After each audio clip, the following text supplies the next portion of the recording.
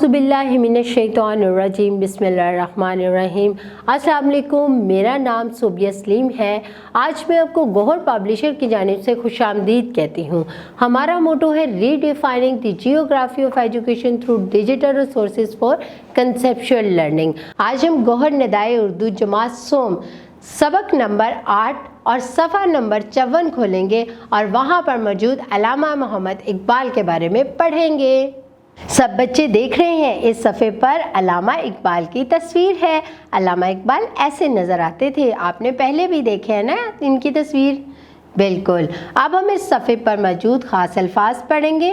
कौमी शायर, उसके बाद दीनदार, ऊँग आना यानी कि नींद आना, वजीफ़ा, तालिब इल्म की तालीमी अखराजात के लिए मिलने वाली रकम यानी तालीम में कामयाब होने के बाद जो इनाम मिलता है उसे हम कहते हैं वजीफ़ा।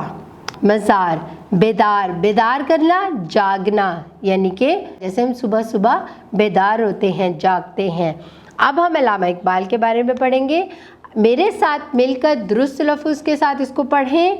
अल्लामा मोहम्मद रहमतुल्लाह अलैह इकबाल हमारे कौमी शायर हैं।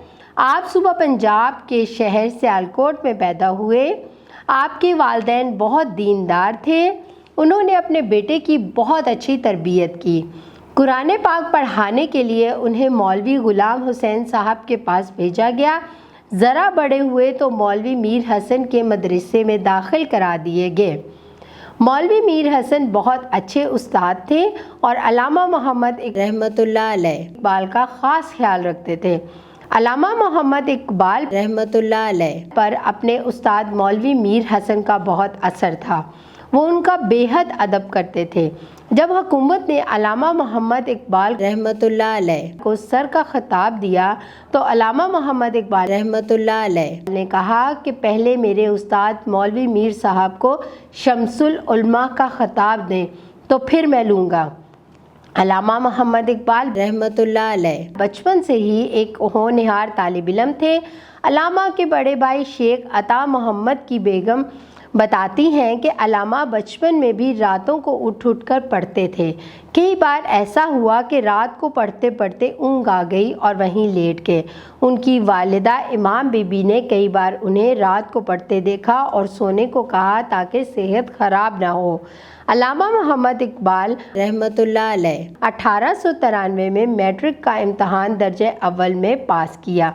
वो अपने स्कूल में सबसे आगे रहे। सफ़ा नंबर 55 खोलें। इस कामयाबी पर उन्हें हुकूमत की तरफ से वजीफ़ा मिलना शुरू हो गया। मरी कॉलेज सियालकोट में तालीम मुकम्मल करने के बाद लाहौर आ गए और गवर्नमेंट कॉलेज लाहौर से फ़लसफ़े के मज़मून में मास्टर की डिग्री हासिल की और वहीं उस्ताद मुकर्रर हुए।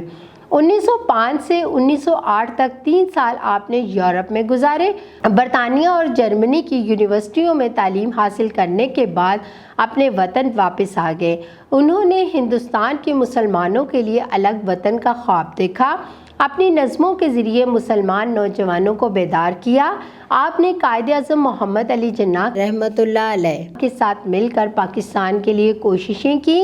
21 अप्रैल 1938 को आप रहमतुल्लाह अलैह ने वफ़ात पाई। आप रहमतुल्लाह अलैह का मज़ार लाहौर में बादशाही मस्जिद के बाहर दीवार के साथ हजूरी बाग के करीब है। तलबा, आपको इस सबक पे पता चला कि अल्लामा इकबाल बचपन से ही होनहार तालिब इल्म थे।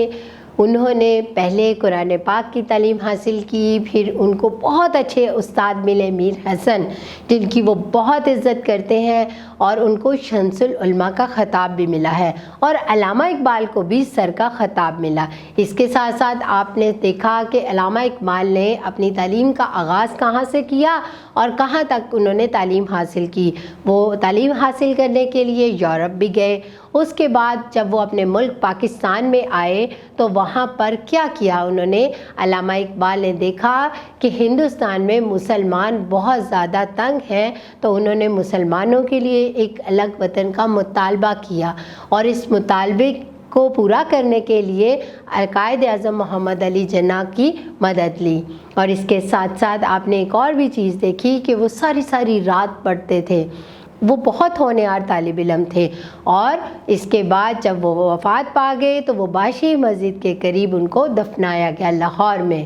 یہ تمام چیزیں آپ کو پتہ چل گئی نا؟ آپ نے اس سبق کی گھر جا کے دہرائی کرنی ہے اور اپنا بہت سارا خیال رکھنا ہے۔ اللہ حافظ۔